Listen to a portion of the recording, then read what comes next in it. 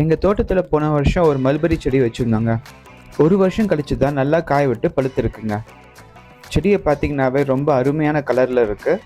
இந்த மல்பெரி பழம் பார்த்தீங்கன்னா சிகப்பாக இருக்கிறது எடுக்கக்கூடாது, கொஞ்சம் கருத்து இருக்கணும். இதோ இந்த மாதிரி கருத்து இந்த மாதிரி எடுத்திங்கன்னா நல்லா இனிப்பாக இருக்கும். இதோட டேஸ்ட் பார்த்தீங்கன்னா கொஞ்சம் இனிப்பும் புளிப்பும் கலந்த மாதிரியே இருக்கும். இதுதான் ஃபர்ஸ்ட் டைம் நானும் இதை ட்ரை பண்ணி பார்க்குறேன்.